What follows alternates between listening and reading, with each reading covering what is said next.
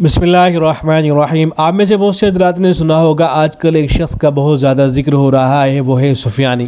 ملک شام کے اندر جب بھی کوئی بڑا واقعہ پیش آتا ہے تو سفیانی کا ذکر ہونا شروع ہو جاتا ہے۔ بہت سے لوگ اس پر ویڈیو بناتے ہیں، تبصرے کرتے ہیں، یہ کہنا شروع کر دیا جاتا ہے کہ سفیانی کا ظہور ہو گیا ہے، اور سفیانی کی جو علامت ہے وہ کسی نہ کسی شخصیت پر منطبق کرنی شروع کر دی جاتی ہیں کہ دیکھو یہی شخص جو ہے سفیانی ہے۔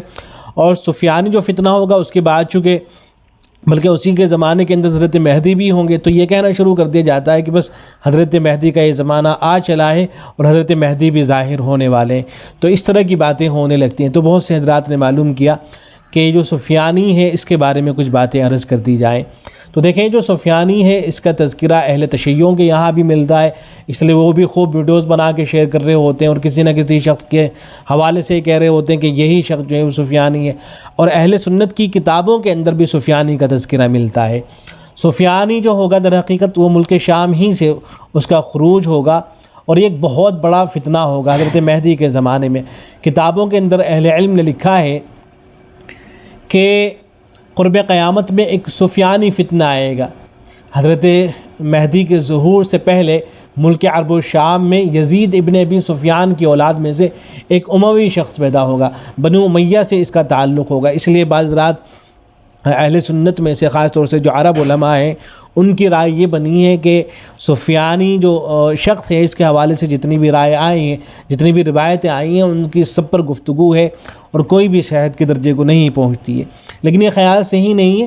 صحیح بات یہ ہے کہ چونکہ ایک سے زیادہ روایتیں آئی ہیں اور بعض روایتوں کے اندر تو باقاعدہ سفیانی کا نام ذکر ہوا ہے اور بعض روایتوں کے اندر نام ذکر نہیں ہوا ہے، تو چونکہ متعدد روایتیں وارد ہوئی ہیں اس شخص کے حوالے سے، اس لیے اس کا بالکل انکار کر دینا صحیح نہیں ہے۔ تو اس شخص کا فتنہ جو ہے وہ ابھرے گا حضرت مہدی کے زمانے میں۔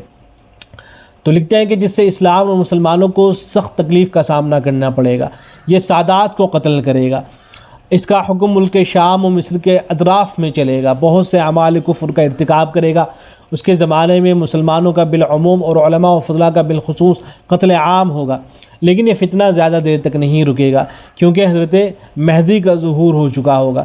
اس کے بارے میں علامات قیامت پر لکھی گئی کتابوں میں منقول ہے کہ وہ زمین میں فتنہ و فساد مچائے گا اور دن کے وقت کھلم کھلا دمشق کی مسجد کے محراب میں شراب کی محفل میں عورت سے جماع کرے گا، نعوذ باللہ۔ تو ایک مسلمان کھڑے ہو کر کہے گا کہ تمہاری ہلاکت ہو، کیا تم لوگوں نے ایمان کے بعد کفر کو اختیار کر لیا ہے؟ یہ بالکل حلال نہیں ہے۔ تو سفیانی کھڑا ہوگا اور مسجد ہی میں اس کی گردن اڑا دے گا اور جو بھی اس کی موافقت کرے گا اس کو بھی قتل کر دے گا۔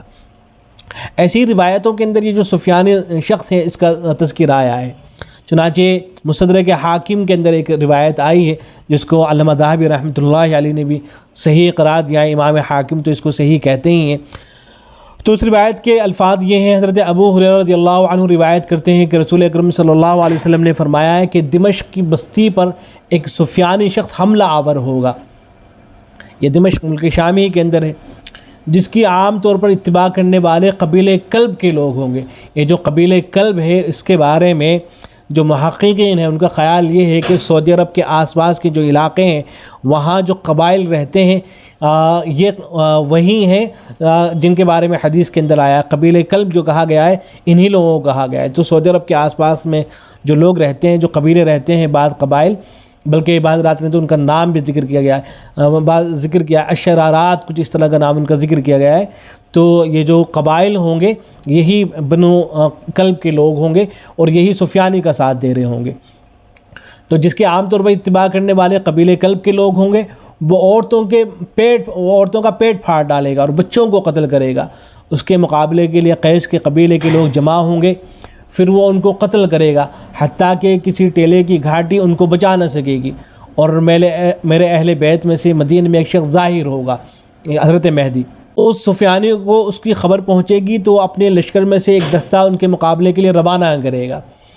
وہ شخص ان کو شکست دے دے گا، اس پر سفیانی اپنے ہمراہیوں کو لے کر خود ان کے مقابلے کے لیے چلے گا، یہاں تک کہ جب بیضا کے میدان میں پہنچے گا تو سب زمین میں دھس جائیں گے اور ان میں سے کوئی بھی شخص نہ بچے گا مگر ایک شخص جو لوگوں کی خبر اپنی جماعت کو جا کر دے گا۔ مسلم شریف کے اندر ایک روایت آئی ہے، حضرت عائشہ رضی اللہ عنہ بیان کرتی ہیں کہ رسول اکرم صلی اللہ علیہ وسلم نے ارشاد فرمایا کہ تعجب کی بات ہے کہ میری امت کے کچھ لوگ بیت اللہ شریف کی طرف ایسے قریشی شخص کے مقابلے کا قصد کریں گے کہ جس نے بیت اللہ میں پناہ لے رکھی ہوگی، اور میری امتی میں سے چند لوگ اس سے جنگ کا قصد کریں گے، یہاں تک کہ جب بیضا میں پہنچیں گے تو سب کے سب زمین میں دھس جائیں گے۔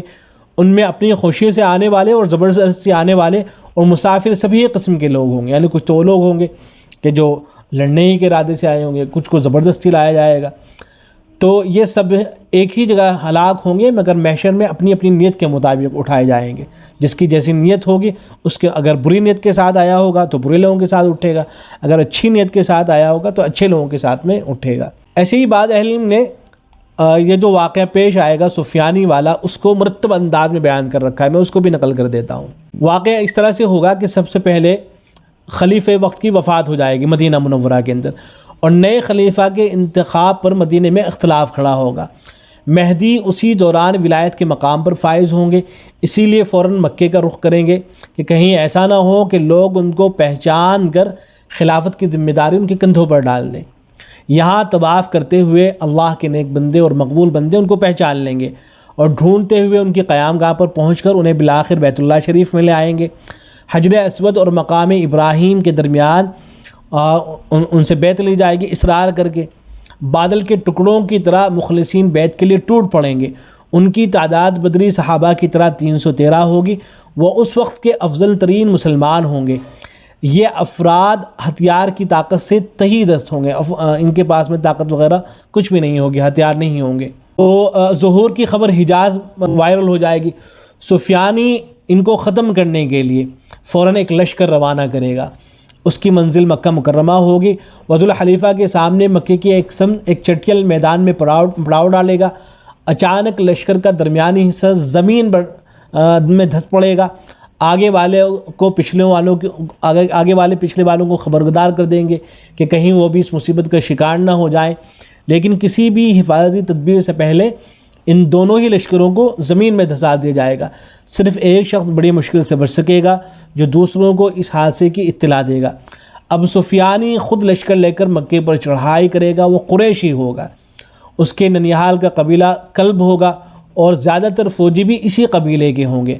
اس وقت صورتحال غزوہ بدر کی سی ہوگی۔ دشمن ہر طرح کے اسلحوں سے لیس ہوگا اور مسلمان ہر طرح سے کمزور اور ناتواں۔ بالآخر تاریخ اپنے آپ کو دہرائے گی، نصرت الہی آسمان سے اترے گی، اور حضرت مہدی اپنی تمام تر مادی کمزوریوں کے باوجود سفیانی کو بھاری شکست دے دیں گے۔ بے پناہ مال غنیمت ہاتھ لگے گا۔ باندیوں کی اتنی کثرت ہوگی کہ وہ دمشق کی طرف جانے والے راستے پر فروخت ہوگی۔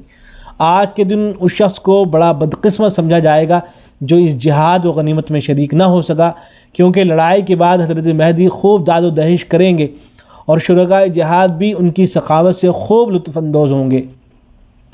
حضرت مہدی کی اس کھلی کرامت کو دیکھ کر مسلمانوں میں خوشی کی گونج سنائی دے گی، اور ایک سرے سے دوسرے سرے تک عالم اسلام میں ایک شور برپا ہو جائے گا۔ لوگ بیعت کے لیے ٹوٹ پڑیں گے۔ سب سے پہلے شام کے ابدال علماء اور عراق کی جماعت اور ٹولیاں حاضر خدمت ہوں گی۔ پھر امت کا معزز جوہر ہر خطے سے ان کا قصد کرے گا، اور ساری تحریکیں اور ادارے اپنی تمام تر توانائیوں کو لے جا کر ان کے قدموں میں رکھ دیں گی۔ تو یہ حاصل ہے کہ سفیانی کا جو فتنہ ہوگا اصل وہ حضرت مہدی کے زمانے کے اندر ہوگا، یعنی اس زمانے کے اندر حضرت مہدی بھی موجود رہیں گے۔ اس لیے کسی شخصیت کے حوالے سے دعویٰ کرنا آج کے زمانے میں کہ فلاں شخص جو ہے یہ سفیانی ہے اور اس کے مقابلے میں بس حضرت مہدی آنے والے ہیں، وہ کسی بھی طرح سے درست نہیں ہے۔ یہ قیامت کے قریب جو ہے انشاءاللہ یہ ساری چیزیں پیش آئیں گی۔ ہمارے زمانے میں کسی شخص کے بارے میں دعویٰ کرنا کسی بھی طرح سے درست نہیں ہے، اس لیے کہ مدینہ منورہ میں تو ایک حکومت چل رہی ہے، وہاں سے اصل آغاز ہوگا کہ وہاں کا جو خلیفہ ہوگا اس کا انتقال ہو چکا ہوگا، پھر اس کے بعد اختلافات ہونے شروع ہوں گے، لیکن ابھی تو کوئی اس طرح کا مسئلہ ہے نہیں ہے۔